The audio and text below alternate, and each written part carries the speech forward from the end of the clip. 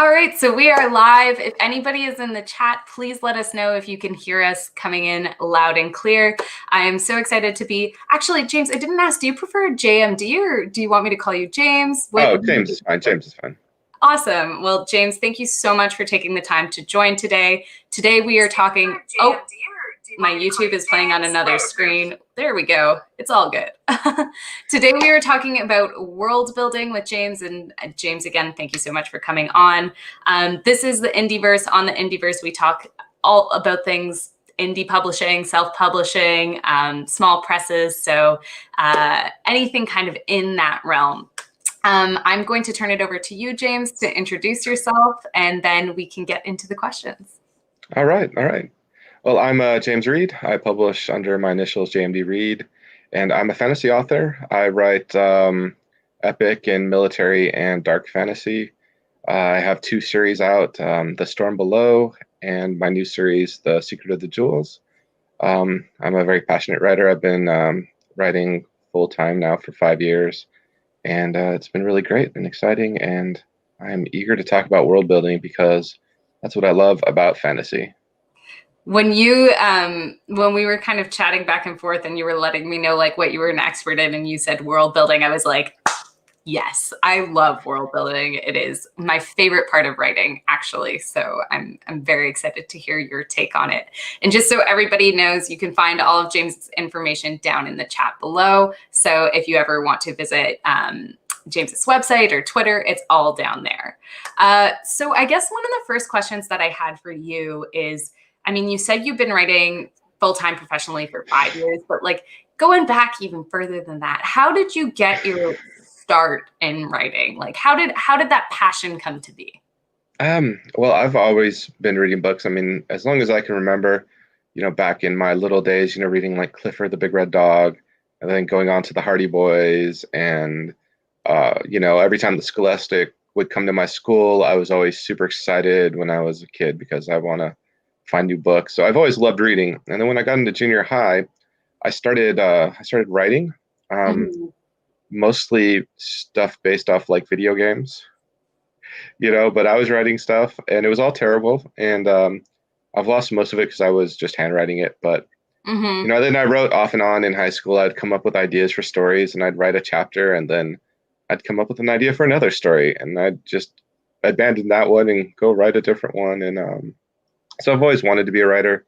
When I was in junior high and high school, it was what I wanted to do. Yeah.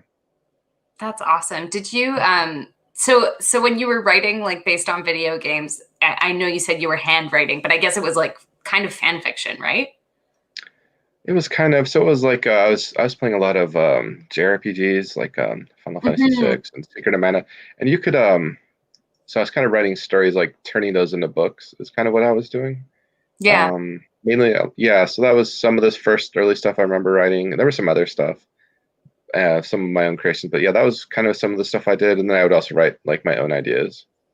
So how did you move then from it being, I know you said you always wanted to be a writer. So how did you make that transition from, writing in your spare time or as a passion into being a professional full-time author? Well, I always wanted to, and then I got diagnosed with high blood pressure early in my 30s, like 30, 31, and it kind of made me realize, like, I didn't do any writing really in my 20s, and I wanted to be a writer, and here I am wasting my life. And so I kind of like, for the first time, really kind of like, there's something wrong with my body, and maybe I need to get a move on this writing thing. So it kind of spurred me on, and it still took me another year or two to really get into writing, because it is, you need to like build the habit of getting in and writing every day. Sure. And yeah, and it's kind of it's like a skill you have to develop, and it's not something that came easily to me.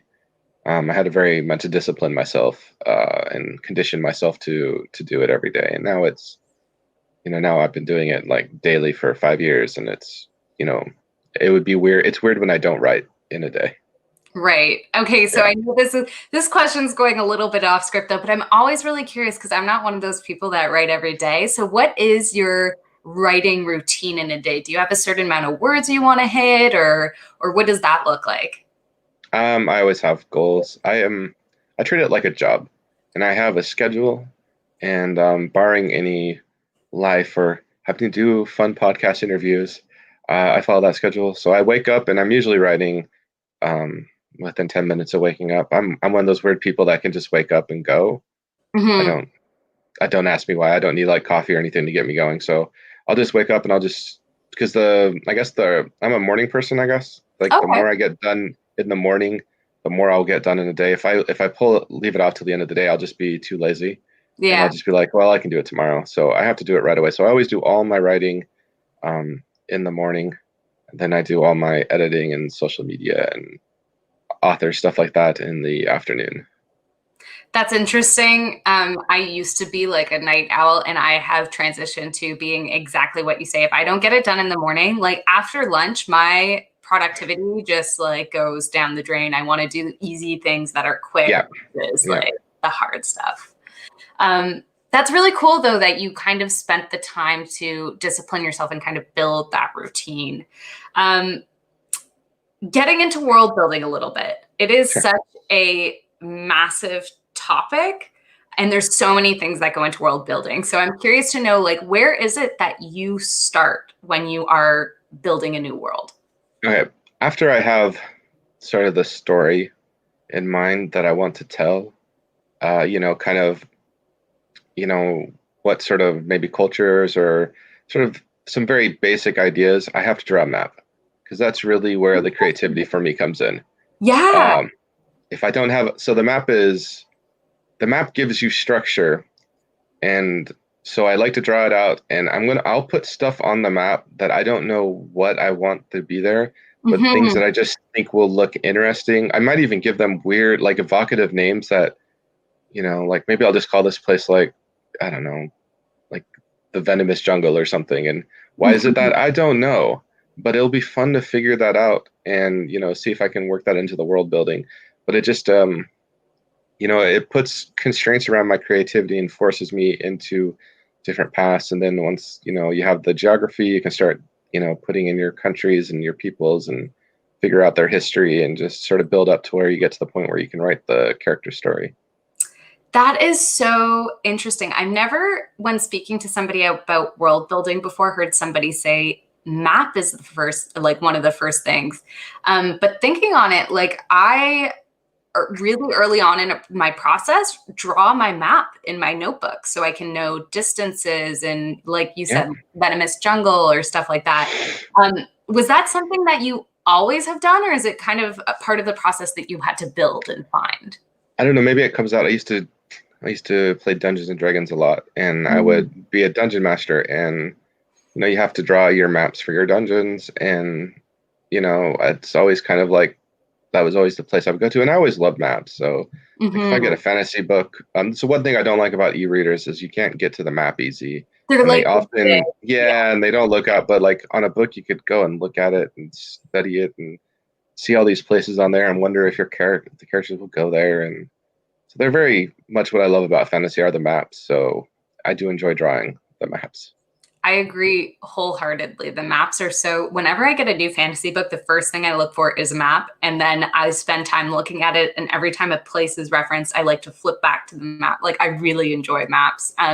So, I mean, I know this is kind of like a side note question, but in your completed novels, are the maps that you draw, do you draw your own maps, or do you commission someone, or? So I draw the maps and then I'll scan them or get them on a computer somehow, and I'll send them to Autumn and Britt. She's another fantasy author, but she also does covers and maps, and she'll make Mhm. them look pretty. Nice. That's so cool. So I that's kind of my process too. Like I draw the map and then send it off.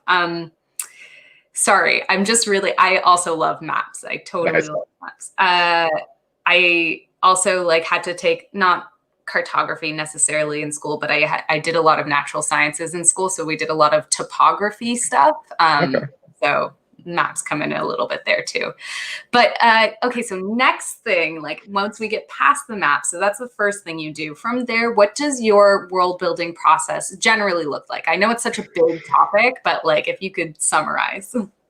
So then I want to work on the people's culture. So figure out what my races are, and then I want to not develop necessarily a language, but a phenome system. So phonemes are the most basic part of a language of sound, you know, like your vowels and like consonants that go together. And so I want to, so they all, and I'll write them all out, and then I can use them to build words, and not just so they all have a flavor, because I'm not going to build like con languages. That takes a lot of effort and a lot of time, and unless it's going to be a really big part of where I really need character speaking in crazy languages all the time, you know. Yeah, that's another thing about world building. You got to know where to spend your energy. Right. You can spend all your time building all the details of your world and never write in it. So if you're wanting to write a fantasy novel, you gotta know where to spend your effort. So I like to do that though. So my languages, my races will have a character. So like names will sound similar. They'll have some of the same, you know, consonant vowel constructions, and they'll kind of, you know, and I'll tend to use our own languages. Like if I want sort of a French sounding language, I'll look to French's phonemes, and that's tends to do what I do that. And then I start making names and naming places and coming up with sort of the histories of the countries, and specifically where the characters are from. That's the most important places to understand the history of, because that can influence their backstory and give you story hooks for them. And and then I'll focus in on any places in the world that I expect my characters will go, and develop them and understand them better. And then a lot of the world I'll have more basic ideas about, just you know, stuff I could just drop a reference to this place or that place if I need to. Like, this is a place where you could get this item from, but I won't have developed them a lot because I might never go there in the story. And right. So you kind of come up with, I guess that comes back to, you know, doing the map first and then taking a look at like where the characters go, and you can kind of put in more development in certain areas than others. When it comes to developing your world, again, this is just kind of a side note question. Is most of it in your head? Like, how do you keep your world sorted? Do you have kind of a series like a world Bible or something like that? Basically, I have lots and lots of documents that are in folders that are organized in a way that I can find them relatively fast, and then look up any details, because if I keep it in my head, the details will sort of morph and change, and I think I'll remember something correctly, and if I look at my notes, so sometimes I don't, and then you can't do that if you want to have something be consistent. So yeah, you got to take notes. You got to remember to keep track of all that stuff. That's actually kind of the worst part. I don't like the building of the notes. Is kind of the part that is the least favorite part of world building for me. I agree. You come up with this world and then you're like, oh, I have to write it down so I can remember it. Darn. Yeah.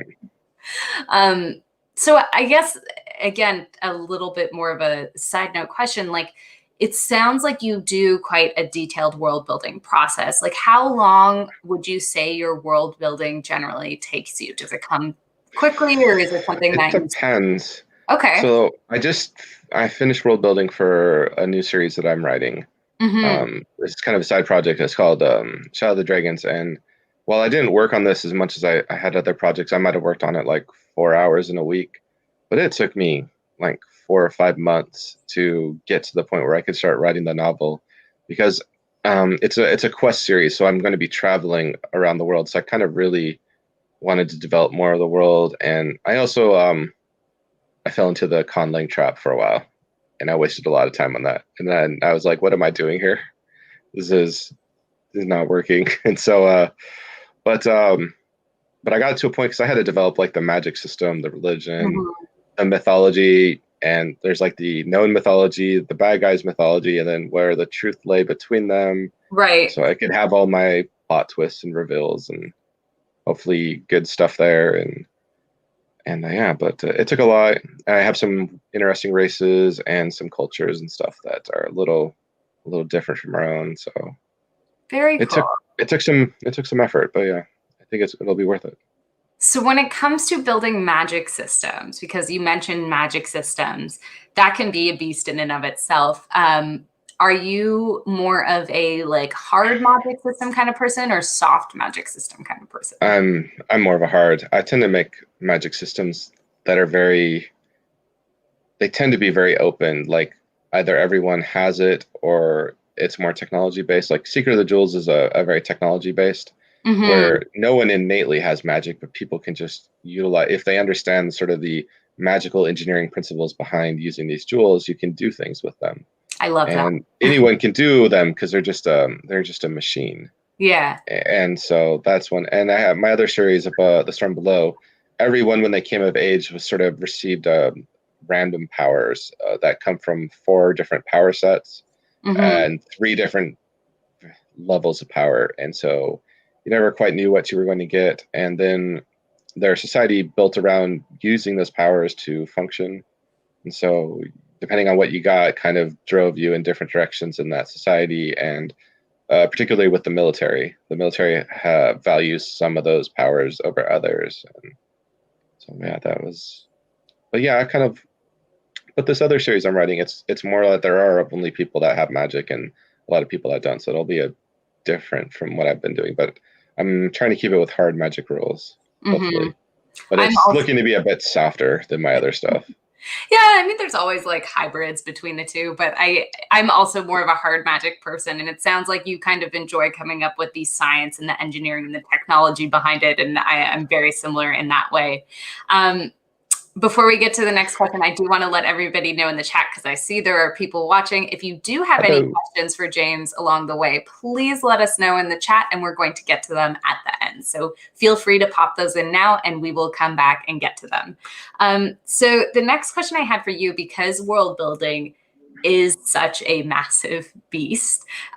For you, what do you think? I know you already mentioned writing it down is your least favorite part, but what is the hardest part for you when you're building a world? What is the toughest part? The toughest part. Okay.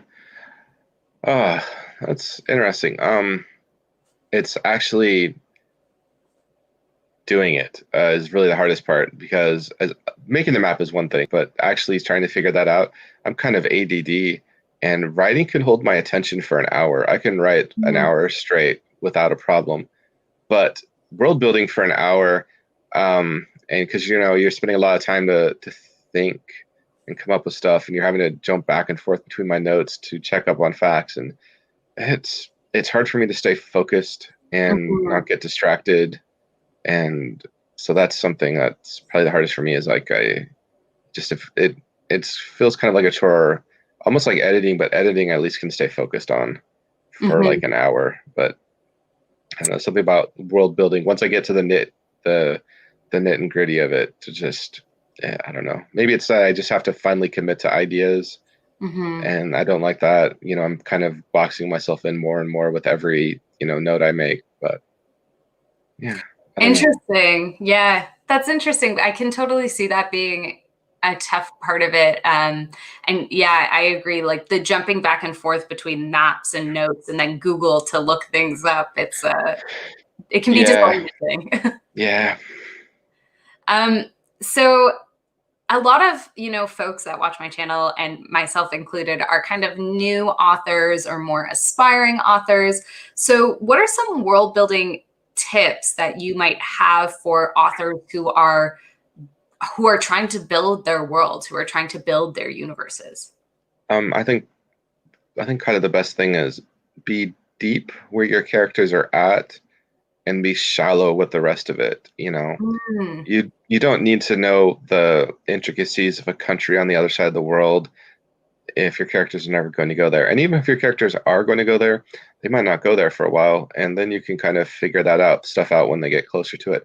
But you can have the broadly, like you can know that this is a place that has like a very bureaucratic country and or it's kind of famous for these sort of peoples or it has this sort of culture, and you could have the broad strokes of that. That's very easy, and you can drop those in advance and let your readers kind of get a taste for them, and then when you get there, you can have it more developed and more realized and more fleshed out. But yeah, so, just oh, go ahead. No, it's just spend your energies wisely because there's only so much time in the world. Yeah, so I was gonna, I guess, like my follow-up question to that is that how you distinguish? Because there's a lot, you can build these, or I know I build these really massive worlds, and then a lot of it doesn't end up in the novel. Is that also how you distinguish kind of what goes in and what remains kind of like unseen Yeah. backstory? Yeah. So my first story is The Storm Below. I Mm-hmm. did a detailed history of it. And like I had like rise and falls of, I think I have notes for like 400 different nations that rose and fell and merged and 400? yeah, it was kind Oh of my God. crazy. Well, Yeah. because there was a worldwide empire, then the empire slowly collapsed into smaller and smaller factions as sort of an age of isolation came in. Because Yeah. it was in like a flying world, so there's all these islands, and there's a period of time where they lost the flying technology, and so when their ships were destroyed, they couldn't replace them. So it got to a point where the Skylands became more and more isolated from each other. So it caused it to fracture down into all these little nations, and Mm-hmm. then the technology gets rediscovered, and then it's blooms out again as this one faction that discovered conquers everything. But then when the story picks up, they're already past their golden age, and so they've already lost half their land into these sort of larger nations. And so yeah, but then I didn't use any of it when writing the novel, barely any. I might have referenced like some of the early stuff that where the main character was from, kind of Mm-hmm. like how his, but I didn't use the vast majority of it, and it was a lot of effort. I mean, I spent, I don't know, a good month just figuring all that out. And I didn't, like I said, like I didn't use it. So I learned from that, and I don't do that any longer. Uh, Could be a place to write other novels, though. It sounds super interesting. I was like, wow, that's such a cool story. yeah, I guess that was like my most epic fantasy. So it's kind of like I did like the world ending, gotta stop the evil or we're all gonna die story Right. on it. So it just feels like I could never tell anything, even on the scale of that story in this world. So it kind of feels like a dead world to me. Like it's served its purpose for the story, and I I don't feel like it needs to be revisited. Whereas my Secret of the Jewels is I built a world specifically to have small stories in regional areas and then be able to tell other regional stories on the other side of the world, in places that get mentioned in the books. So like, I've been dropping a lot of stuff about like the Denmark Empire. I have plans to tell stories in the Denmark Empire. So you kind of get a taste of this place Mm-hmm. doesn't sound that great. They kind of seem to have like a military hegemony. A lot of weapons seem to be coming out of this place. Why is that? Yeah, this is because I already have like stories planned for there and ideas. Yeah, that's super interesting to hear that you kind of like purposely designed that world to be able to accommodate those other stories that are happening.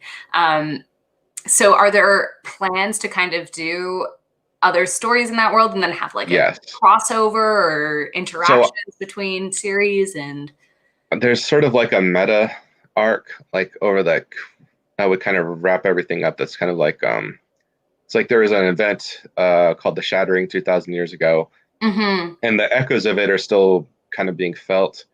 And there are remnants that are left over that are trying to do various things, kind of in the background. And what they're doing is kind of spilling over into the world and affecting these sort of more regional stories. And some of the characters are starting to get hints like, we thought the world was saved 3,000 years ago, but there might be something fundamentally broken about the world, and it's starting to, the effects are starting to finally be shown. And so it could come up to some more of a traditional, more epic sort of ending that'll kind of build off of all these various characters. Very Um, yeah. So that's so interesting that you kind of set the world up with the intention to do that. I see some questions popping up in the chat, and we will get to those at the end. Just a reminder to anybody here who is watching live to let us know your questions, and James, we're going to be asking them to you at the end. okay. I saw on your website that you also do, or did, I don't know if you still do it right now, but some ghostwriting. So I was just wondering like what your experience is or has been writing in other people's worlds. Like how has that, like what was that experience like? Well, they give you outlines, and sometimes you ask questions, and sometimes you stare at them and go like, okay, I got to write this. This is interesting. Yeah. Um, it's actually what pays my bills. So I still do ghostwriting. I have some clients and stuff. And yeah, but you just sort of they send you their outlines, and you can go back and forth on questions to kind of get specifics, and then you just sort of write what they ask. You know, you give them a budget, and you can give them an estimate of what you think it'll be, and yeah, and then you just gotta write it. Yeah, I don't know what to say. I It's was not. curious because it just seems like, I don't know. I feel like I get very attached to my worlds, you know? So I was just curious what that experience was like. Well, I'm not ghostwriting fantasy, so I'm not. Oh, okay. I'm not having to do a great deal of world building. So, and it's not really my characters or anything. But yeah, you definitely. There definitely is myself I have to put into it, and there's definitely my own. You know, like I have to care about what I'm writing to produce something that's not, terrible. I don't know if I can swear, so. Oh, you could swear. I swear. Yeah, that's not shit. So yeah. yeah, because I owe it to my clients to produce them the best quality work I can. Right. Right. Yeah. I don't know. That was just something that interested me a lot. So I also am aware that you're writing or you're coming out with a new series right now. So I was curious about that new series. And then also, I suppose, like, has anything changed between your world building methods from previous series to this new one? Or are you pretty consistent now in how you approach that? Well, like I said, I'm getting better at the more focused and the less of the stuff that I know. I kind of have a better idea what actually is going to appear in a book, and better where to spend my world building efforts. I just finished my second series, just got finished publishing back in July, and I've written a companion series, which is about a different set of characters that runs parallel to this other series. So the two main characters of the series, they're ex-lovers, so they both like know each other, and you'll see kind of like, so like the first series is about the guy, and they had a very tragic end to their relationship. It went badly, and so you don't get a very good opinion of her in that series. And so I think it's interesting to write it now from her perspective, where she has to, you can start to see her side, but also because she has to kind of acknowledge that she really is the reason why the relationship went bad, and her story is kind of like dealing with sort of the guilt of the fallout of it. And so it's been interesting, and also, and it's like their story is set on this sort of part of the world that's off out in the ocean. It's kind of like an England parallel. Okay. And so there was like 3 countries there, and Secret of the Jewels takes place in one country, and that left the other 2 countries for what the series is called, What Mass Hide, for that character. She kind of plays around in those 2 countries. And so it's been fun, but they have a crossover in book 3, both their book 3s, where they meet each other. I love crossovers. I get to write the same scenes kind of from their different perspectives. Yeah. And yeah, so it's been interesting. That's awesome. And when does that new series come out? It's going to come out early next year, like February, I think. That sounds super interesting to get the 2 different perspectives, and they're kind of dealing with 2 different things, but all in the same world. Yeah. So I've got one last question for you on my end, and then we'll go to the questions in the chat. Just shouting it again. If you have any questions, please let us know. So I guess this is kind of a 2-part question, because a lot of folks like myself are just starting out or are aspiring authors. So the first part is, any advice to new and aspiring authors just in general about writing? And the second part is, any world building advice? Okay. For writing, you need to make it a habit if you want to be successful. And if you can do just an hour a day of writing, like just get to the habit of doing an hour a day of writing, you will write a novel faster than you realize, depending on its length, and how fast you type. But if you do like 2,000 words, in a day, in a month you'll have 60,000 words, and that's a novel. Yeah. And And that's just really what you got to do. If you want to be a writer, you have to write, because even if you don't think you're any good, you'll get better by writing. You're going to develop your voice. You're going to figure out your technique. You're going to improve your story. And that, even if you have like really good innate talent, you know, like say you're up there with like a Hemingway, like it's not like Hemingway didn't get that good just starting out. He had to write a lot, and that's the same for all of you. Yeah. And as advice for world building, you know, just it's you should really know kind of what sort of world you're building. So you got to build the world for your story.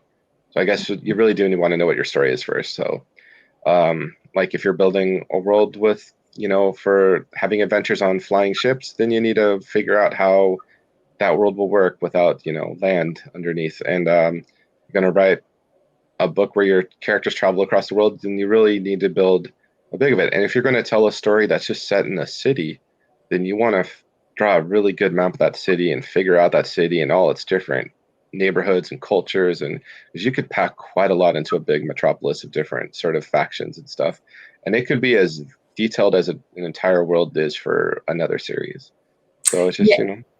Yeah, I mean, I guess I lied. I had two more questions, but I guess this is a follow-up to that. Like, because you said, you know, a lot of your ghostwriting clients, it's not fantasy. So I'm assuming you're still doing world building for those. So like, how does that world building differ, or does it even differ? Do you approach it? The world building it's mainly just you got to construct your character backgrounds and sort of their story, and you know you might need to create some minor stuff like maybe a business or a corporation or something, but setting it in the real world gives you the cheat that it's set in the real world and everyone is familiar with stuff, and maybe you have to do research on like a particular like city, you know, to understand a bit something, or on a job profession or something. But it's a lot easier world building just because you have that cheat of your audience is already in that world, and you don't have to create stuff and make it feel like it's a real breathing world because you live in it and you already know how to do that. It's your daily experience. So yeah, I like how I never really considered like, you know, making a corporation, like that is part of the world building, but you're right. We are in a familiar world. So that's an interesting way to go about it. I really like that perspective. So we're going to jump into some audience questions right now. And Dee is here and was asking a whole bunch of questions. So thank you for the questions, Dee. So the first question is, can your world create other stories within the main story you are telling, like mysteries about a certain place? So I think this kind of went back to a question that we were talking about earlier, and about like whether or not, you know, you intend to write in a certain world. But anyway, I'll let you answer that. Yeah, you absolutely can do that. You can write, like I write short stories that are set in even my like Storm Below series that I kind of consider to be like a dead world. I do write short stories in it from time to time because it is a fun place. And you know, there's always mysteries. I purposely left a mystery in that series. Like there's this one place that kind of gets referenced, and one of my characters' ending is they're there to check it out, and that's kind of where the book ends for them. They're off on their kind of new adventure, and I don't ever go into what's up with this place or why it's different, because I want to let the readers kind of like let that live in their imagination. And I do like to drop like places on the map that are kind of mysterious and maybe never go there, but just have my readers go like, what is up with that place? And I have also done that. Leave a place on the map and it's like, they're not going there in this, but like maybe somewhere down the line. Yeah, I agree. Dee is also asking, do you find that the geography of your world affects the character's nature, fears, and ambitions? yes, it absolutely does. So for Secret of the Jewels, the series I just finished, my main character, he's from a very mountainous kingdom, and it's a very cold place. And he's on this place that's kind of like England for weather-wise. And so he a lot of his sort of, especially when you get into like idioms and stuff, he'll have a lot of idioms that are more related to mountains and snow and avalanches and sort of the animals you expect to find in there. And a lot of his expressions go over the heads of the people that live there, and their expressions go over his heads because they have a completely different sort of culture. And yes, geography, it's very important. If your character lives in an extreme place with extreme weather, it's definitely going to affect them and their background and their personality and even their fears. Like, you get a guy who, got lost in a desert and almost died of thirst. He might be hesitant or, yeah, so definitely. Yeah, that's a super interesting question, and something that I feel like I haven't like explicitly considered before. Like, but it's true. Like my characters from certain regions naturally have fears and ambitions, and sometimes things that are partially cultural, depending on where they're from, but also partially based on the natural environment around them. Yep. Dee has another question, and I'm just shouting out for anybody watching. If you have questions, please let us know. This is the final shout out. So if we don't get any questions after this will be our last question. But Dee is also asking, could you expand on the differences, if any, between a fantasy world and a dystopian world? Yes. A fantasy world is a world that is full of magic and wonder. It's not our world generally. It's another world. It's a place that's built wholly out of the imagination of the author. It's a place where the rules of physics might be different. Whereas a dystopian is generally on our world, and it's generally in our future, and it's where society has broken down. It's the opposite of a utopia where everything is perfect. A dystopia is where everything is broken and doesn't work, and things are terrible, and they tend to have very like autocratic governments, and there's sort of helplessness. And up until the YA craze of the last decade or so, dystopians never had happy endings. That's true. But the Hunger Games has kind of changed that, because the Hunger Games is a dystopian series, of a kind of mild one. But like when you get into the more like Brazil, for instance, or Blade Runner is very dystopic. Yeah. So it's just kind of like one where nothing works anymore and everything's gone wrong and there's all the happiness is crushed out of the world. And that's a dystopia. Yeah. I personally am such a fan of dystopian novels, and anyway, not to get too deep into books, but I really liked the first Hunger Games book, and I thought it should have been a standalone. I can see that. Yeah. I was just like, I really liked it as a standalone. And then anyway, so that is I've talked about my feelings about the Hunger Games on this channel before. So if Dee has been at some of my previous live streams, she probably already knows. But I really love dystopian novels. The book I write is actually a fantasy, but it's set in a dystopian Earth, like our Earth. Yeah. So, and then fantastical elements were part of kind of the demise and all of that. So I do love a good dystopian. Like Stephen King's Dark Tower series, like the Gunslinger very much comes from a future fantasy Earth dystopia. That is exactly kind of what you're talking about, where everything is just falling apart. Yeah. Yeah. No, I really, really do like dystopian novels. It's great. But thank you so much for James for coming on today. I really appreciate it. And it's been so interesting for me to listen to kind of the way you approach world building as somebody who also writes fantasy and who kind of wants to, get to a point in my career where you're at right now. It's just been really great. So I really appreciate it. I want to thank everybody in the audience who is watching, because I see there are people watching right now. And then I also want to thank Dee for all of your questions. Really appreciate it. And James, I'm going to turn it over to you for a quick, promote what you want to promote, say what you want to say. All of your links that you sent me are linked down in the description box below. So everybody who's watching, please go check James out. It's down there. But James, I'll turn it over to you. All right.